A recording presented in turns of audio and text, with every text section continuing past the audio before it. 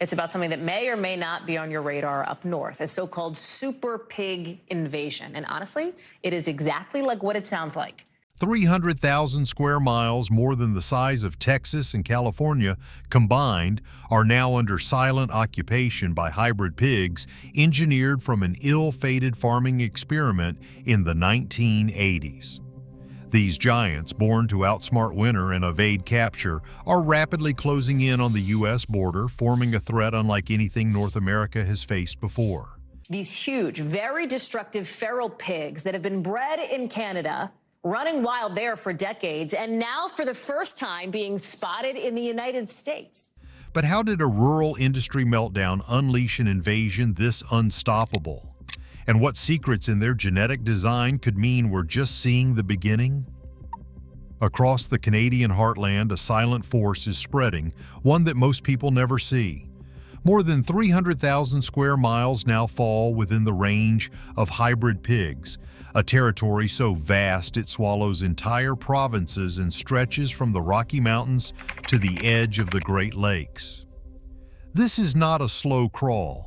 Each year, the front line advances by about 34,000 square miles, overtaking farmland, forests, and wetlands at a pace that leaves wildlife officials and scientists scrambling to keep up.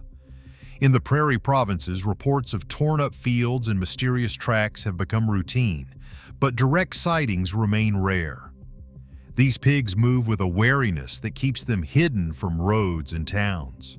Trail cameras and thermal drone surveys capture only glimpses, a shadow at the tree line, a churned patch of earth where a sounder rooted through the night. Even in regions where their numbers are highest, Saskatchewan, Alberta, Manitoba, most residents have never laid eyes on one. Yet the evidence is everywhere: toppled fences, ruined crops, and water sources fouled by wallowing herds. Official maps from 2019 show the pigs' range ballooning outward, with new colonies springing up in places thought too cold or remote for any wild swine to survive. The expansion is not just steady, it is accelerating. Every year, tens of thousands of square miles are added, and the boundaries of the invasion redraw themselves with alarming speed. In some areas, the pigs leapfrog natural barriers, using river valleys and wetland corridors to push deeper into new territory. Most Canadians go about their daily lives unaware of the scale of the occupation. The pig's ability to vanish into cover, shift movement to nighttime, and avoid human contact means their presence is often detected only after the damage is done. By the time a farmer notices a field destroyed overnight, the herd has already moved on. This is not just a rural problem. Expanding populations are now documented near urban fringes and conservation lands, raising alarms among biologists tracking the spread with GPS collars and aerial surveys. The numbers are staggering, but the real shock comes from how little is seen compared to what is actually there. For every confirmed sighting or trapped animal, dozens more slip through undetected, multiplying and moving. The scale of the invasion has outpaced both public awareness and official response, creating an invisible crisis that now covers a landmass larger than most countries. The question is not just how these animals got here, but how an entire continent failed to notice until the threat was already at its doorstep. In the late 1980s, a new breed of ambition arrived on Canadian farms. Eurasian wild boar, imported under official permits, were paired with massive domestic breeds like the Tamworth, animals built for cold, bred for size, and valued for specialty meat. The idea was simple: create a pig tough enough to thrive through prairie winters, but productive enough to supply a growing market for game meat and high-end pork.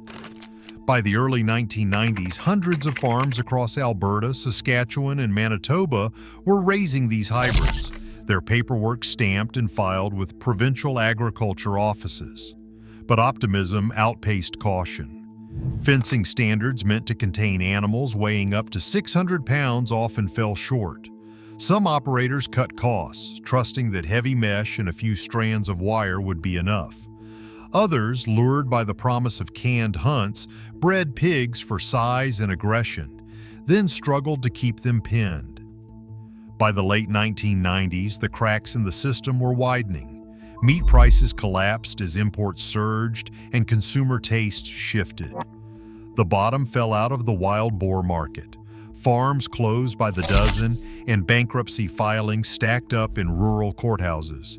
Faced with mounting losses, some farmers simply walked away.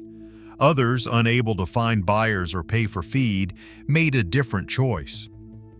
Reports from wildlife officials and oral histories from rural communities describe a pattern. Fences cut, gates left open, animals released into the bush rather than sold for pennies or slaughtered at a loss. In some cases, pigs escaped during the chaos of farm closures and auction days, slipping through gaps in hastily repaired enclosures. There was no coordinated response. Provincial regulations varied, and enforcement lagged behind the pace of closures. By the time authorities realized the scale of the releases, the hybrids were already disappearing into forests and wetlands. The animals brought with them the high fertility of domestic swine and the cunning of their wild ancestors. Each sow could produce up to 2 litters a year with as many as 10 piglets at a time. Once outside the wire, they needed no help adapting. The result was an unplanned, uncontrolled experiment, one that began not in the wild but in the boardrooms and barns of an agricultural industry chasing profit. What started as a calculated business venture became a rolling crisis, as animals bred for resilience and escape became the architects of a new ecological threat. The blame does not rest with nature. It lies in the choices made on the ground, the import permits, the breeding records, the cost-cutting, and the quiet decisions to let a problem walk away rather than face it head-on. A wild pig standing in a snowy field in Manitoba can weigh as much as 661 pounds, more than double the size of most feral hogs in the southern United States. These animals are not just large, they are built for survival in a way that defies expectation. Their bodies are wrapped in thick, bristled fur, a legacy of both Eurasian wild boar and the Tamworth pig, a domestic breed famous for enduring the harshest prairie winters. Beneath the hide, a layer of dense subcutaneous fat acts as insulation, keeping core temperatures stable even when the mercury plunges below -40. Field biologists who have sedated and measured captured hybrids report a striking combination of features. The skulls are massive, the shoulders broad and muscled, and the legs sturdy enough to break through crusted snow or frozen ground in search of food. These pigs are not slowed by cold, they are sculpted by it. Laboratory analyses of hair samples reveal a 2-layered pelage with coarse guard hairs overlaying a softer insulating undercoat. An adaptation rarely seen in domestic swine but common in wild boar, adapted to Siberian winters. Fat reserves measured in field necropsies can exceed 4 inches thick along the flanks at the end of autumn, built up from months of foraging on roots, crops, and anything edible the landscape offers. This physiology is more than just a curiosity. It is the reason why, once loose, these hybrids thrive where other pigs would freeze or starve. Cold is not a barrier, it is a filter. Only the strongest, most cold-adapted individuals survive to breed, and each generation is shaped by the relentless pressure of the Canadian winter. The result is a population that grows larger, hardier, and more resourceful with every passing year. Their size gives them access to food sources buried deep under snow and allows them to outcompete native wildlife for shelter and forage. The genetic cocktail behind these animals combines the explosive reproductive power of domestic sows with the cunning and resilience of wild boar. Hybrid vigor, or heterosis, manifests in faster growth rates, higher survival odds for piglets, and a level of adaptability that makes traditional control measures almost obsolete. Where a typical wild boar might struggle to survive a prairie blizzard, these hybrids huddle together, their combined body heat and fat reserves carrying them through the worst conditions. In the wild, field teams have recorded seals with litters surviving sub-zero nights in makeshift nests, protected by both their mother's bulk and the insulating properties of their own bodies. The evidence is not just in the numbers, but in the physical reality of the animals themselves. Every measurement, every field observation points to a creature engineered by accident and by necessity to thrive in a place where winter is both a test and a teacher. For wildlife scientists, the awe is clinical. What was designed for profit has become a masterclass in evolutionary adaptation, playing out across a continent that is only beginning to grasp the scale of what has been unleashed. Winter on the Canadian plains is a force that shapes everything it touches. Temperatures plunge below -40, and the snow piles deep enough to swallow fence lines and erase roads. In these conditions, most animals either migrate, hibernate, or perish. Yet the hybrid pigs persist, not despite the cold, but because of it. Each season, the relentless freeze acts as a kind of test. Only those with the thickest fur, the deepest fat reserves, and the sharpest instincts make it through to spring. The weak, the sick, and the unlucky are claimed by the elements, leaving behind a population that is stronger and more resourceful with every generation. For many in rural Manitoba and Saskatchewan, the old belief was that winter would keep the pigs in check. That faith has faded. Indigenous land stewards who have watched the land change over decades note that the pigs now root through drifts where deer once starved, digging for bulbs and grubs beneath feet of snow. Survival rates have climbed as the pigs adapt, with field surveys showing that even in the coldest years, only a fraction of the population succumbs to winter's grip.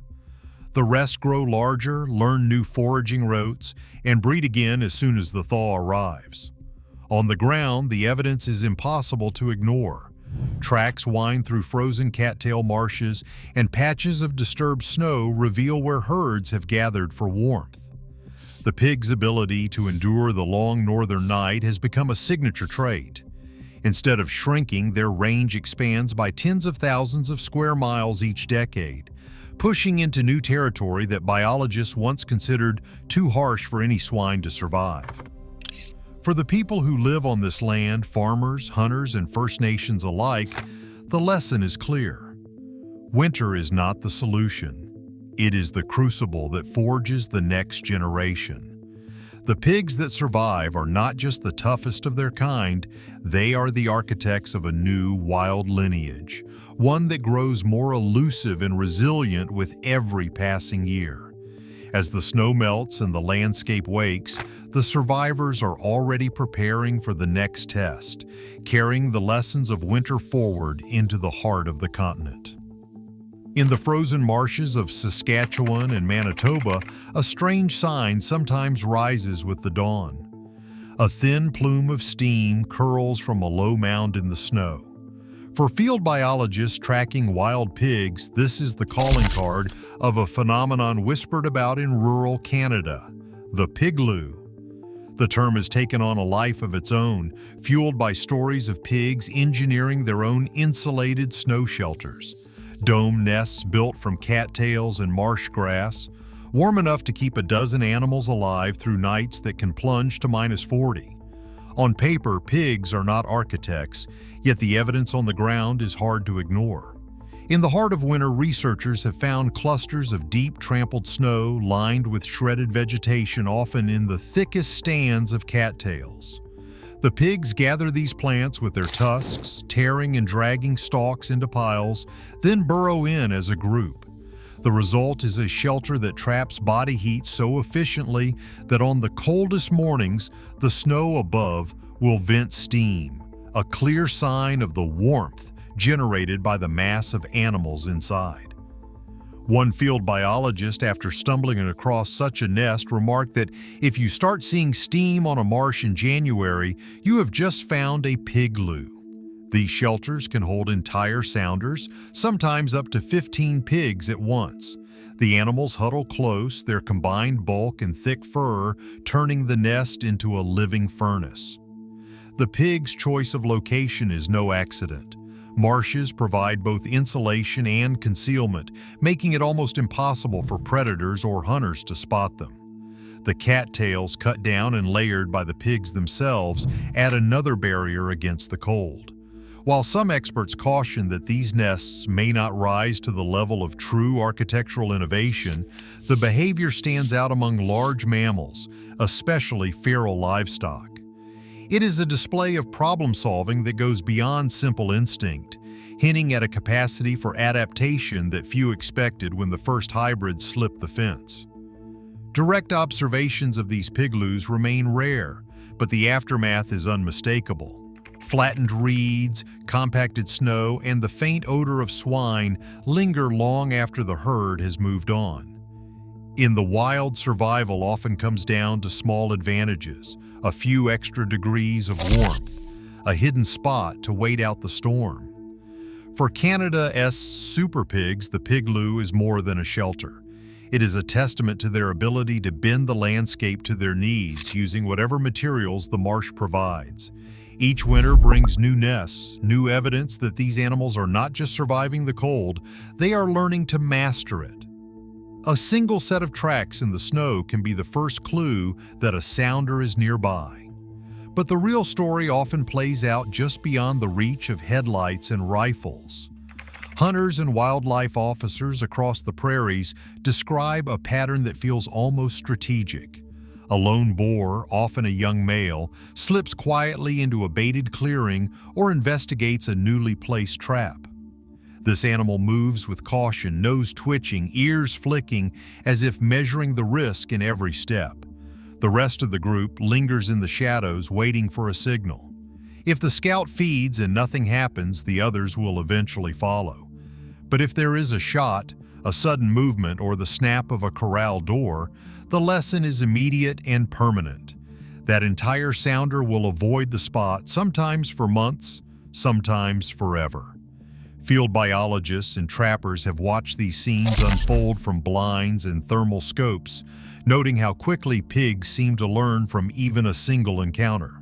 Reports from Saskatchewan and Manitoba tell of failed trap nights after which pigs never returned to the same setup. The memory of danger is not just individual, it spreads through the group, shaping movement and feeding patterns.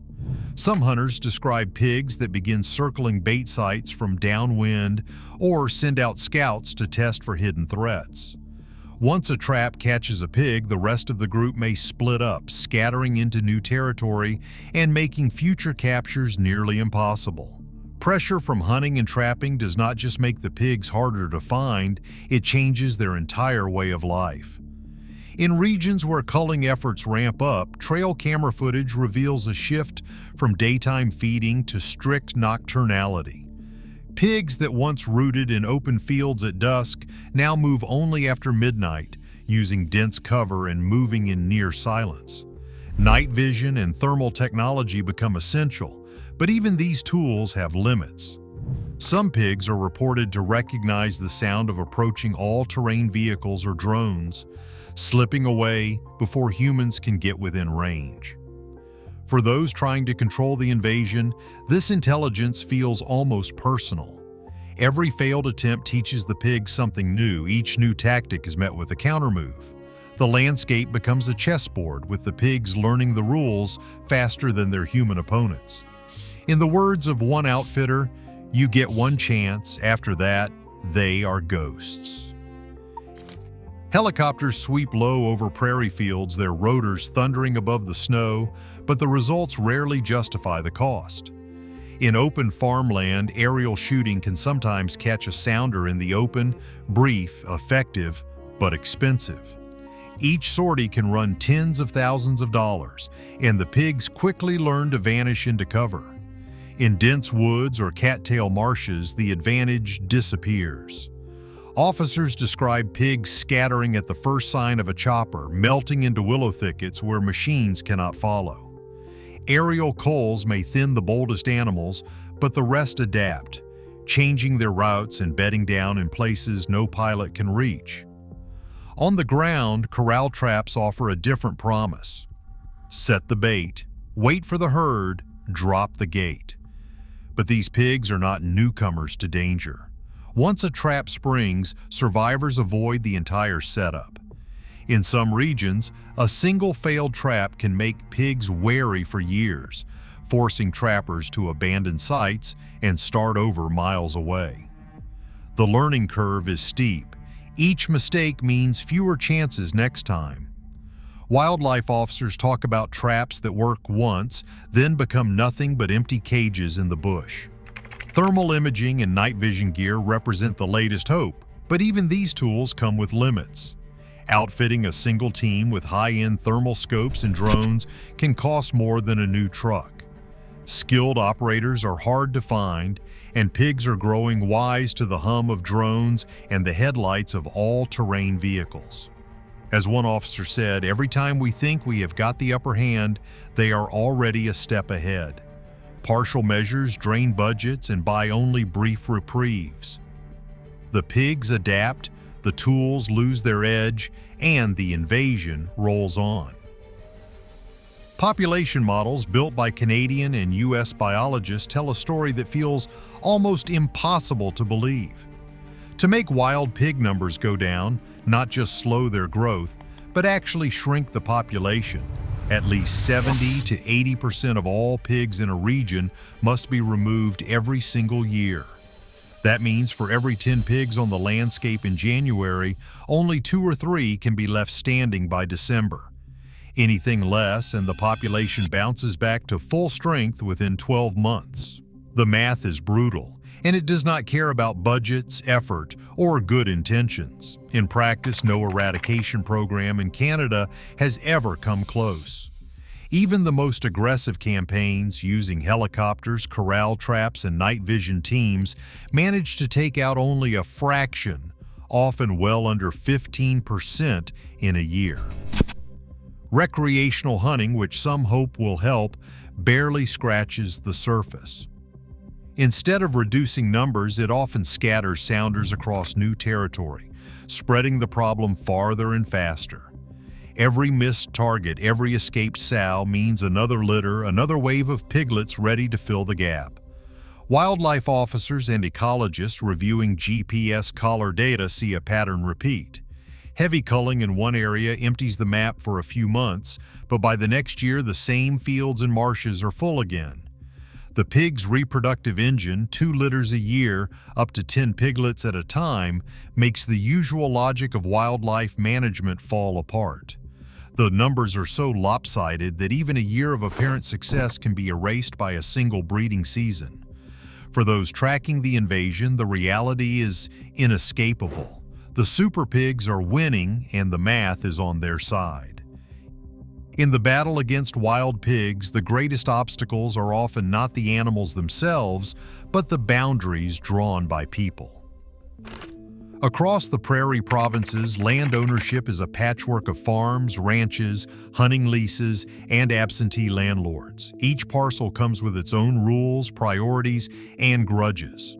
When a culling team shows up at the edge of a property, the outcome can hinge on a single conversation. Some landowners, burned by past disputes or wary of outsiders, refuse access outright. Others see pigs as a potential resource, game to be hunted, or even a draw for paying clients, and deny entry to anyone aiming for eradication. Court records from Manitoba document legal battles over access, with government teams stalled for months while paperwork drags on. In Saskatchewan, a 2021 standoff over cull permissions left thousands of acres as a sanctuary for pigs, just as their numbers spiked in neighboring fields. The result is a landscape dotted with safe havens, pockets where pigs regroup, breed, and wait out the latest campaign. Farmers, desperate to protect their crops and livestock, watch in frustration as eradication efforts stall at the fence line. Hunters lobby for looser restrictions, arguing that pigs should be managed as a permanent game species rather than wiped out. The tension is sharpened by economics. Every field lost to rooting is money gone, but for some, every pig spared is a future trophy or a payday. Rural mistrust of government fueled by decades of outside intervention turns even well-funded eradication plans into local flashpoints. While the pigs adapt and multiply, human divisions carve out new territory for them. Each denied access, each unresolved dispute becomes another gap in the defense, allowing the invasion to dig deeper roots. A wild pig rooting through a Manitoba marsh might look like just another animal out of place, but beneath the mud and fur lies a threat far more insidious than torn-up fields. These hybrids are living reservoirs for some of the world's most persistent livestock diseases: swine brucellosis, pseudorabies, and leptospirosis. Each capable of jumping between wild pigs, domestic herds, and in some cases humans. Lab tests on wild-caught pigs in Saskatchewan and Alberta have repeatedly confirmed the presence of brucellosis, a bacterial infection that causes abortions in cattle and can sicken people with fever and joint pain. Pseudorabies, though less common, is fatal to cattle and sheep and spreads rapidly through contaminated water or contact. The danger does not stop at bacteria. Trichinella, a microscopic worm, has been found in the muscle tissue of wild pigs across the prairie provinces. Unlike most parasites, Trichinella can survive even after meat is cooked, putting hunters and farmers at risk every time a carcass is butchered or shared. Wildlife officers warn that the pig's constant movement, crossing from forest to farm, marsh to pasture, turns them into mixing vessels for pathogens. Each new territory brings them into contact with different species, livestock operations, and rural communities, creating invisible highways for disease to move across the landscape. One Manitoba wildlife officer, reviewing the latest batch of lab results, put it bluntly: "It is not just about crops anymore. Every pig out there is a potential outbreak waiting to happen." The true scale of the risk remains unknown, hidden beneath the surface, moving with every hoof print pressed into the snow. Trail cameras snap the truth in places where human eyes never catch a glimpse. In the frozen woods of Manitoba, a single camera can record dozens of pigs in a night, far more than any official count would suggest. Biologists reviewing footage from these hidden sensors describe a world teeming with activity: sounders moving in tight formation, piglets trailing mothers, lone boars slipping through marsh grass. Each camera trap becomes a window onto an invasion that unfolds out of sight, and the numbers tell a story that paper maps cannot. In one study, a single camera set on a game trail captured more than 50 individuals in less than a week. Official population estimates, built from sightings and trap returns, begin to look like wishful thinking. Thermal drones add another layer to surveillance. Flying low over fields at night, they reveal clusters of heat signatures, herds bedding down in cattail stands, pigs rooting through snow for buried food. These flights often double or triple the numbers reported by ground surveys. Scientists tracking GPS-collared pigs watch as the animals cross jurisdictional lines, slip past survey grids, and gather in places that never make it onto official reports. In some areas, the density recorded by sensors is so high that biologists warn the real population could be 2 or 3 times higher than government figures suggest. The gap between what is seen and what is actually there is growing. Data from sensor networks show pigs moving undetected across county lines, establishing new colonies before anyone realizes they have arrived. The official story, based on sightings, not sensors, lags months or even years behind the reality unfolding on the ground. For every pig counted, there are dozens more that vanish into brush and marsh, leaving only a trail of destruction and a growing sense that the invasion is already ahead of any response. On digital maps in university labs and wildlife offices, a new kind of border crisis is coming into focus. GPS collar data from Manitoba and Saskatchewan show wild pigs moving south, some tracked to within 10 miles of the United States border. The The signals cluster along river valleys and wetlands, tracing natural highways that ignore fences and customs posts. These are not isolated wanderers. Biologists monitoring the pings have watched as sounders, family groups, dozens strong, linger near the invisible line between Canada and North Dakota, or pace the edge of Montana's open rangeland. For years, the hope was that the border itself, with its stretches of open farmland and sparse human settlement, might act as a buffer. That hope is fading fast. On the American side, the numbers are already daunting. The United States is home to more than 6 million feral hogs, mostly in southern states like Texas, Georgia, and Florida. Until recently, the northern tier, North Dakota, Minnesota, and Montana, remained mostly free of wild swine, thanks to cold winters that kept populations in check. But the Canadian super pigs are built for cold. Their arrival threatens to link two invasions into a single, unbroken corridor stretching from the Canadian prairies to the Gulf of Mexico. Wildlife agencies on both sides of the border now face a scenario for which there is no precedent. If even a handful of Canadian sounders cross and establish breeding colonies, the genetic mixing could produce a new generation of pigs, smarter, larger, and more resilient than anything the continent has seen before. Dr. Ryan Brook, a leading researcher, warns, "We have already documented pig occurrences less than 10 miles from the United States border. Quite honestly, I think there have already been some in Manitoba going into North Dakota for the last 5 or 6 years." Official maps, stripped of political boundaries, show the threat in stark relief, a wave of expansion rolling south poised to merge with the American feral hog heartland.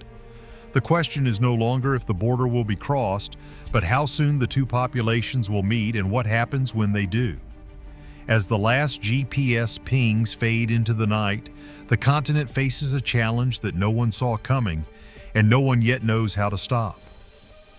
Right now, hybrid swine are rewriting the rules of invasive species control, outbreeding, outsmarting, and outpacing every measure thrown at them. With populations doubling in under a year and warming climates erasing natural barriers, the line between managed wildlife and an unstoppable threat blurs. North America faces a biological arms race it never meant to start. The question is no longer if they will cross the border, but whether we can adapt as fast as they do.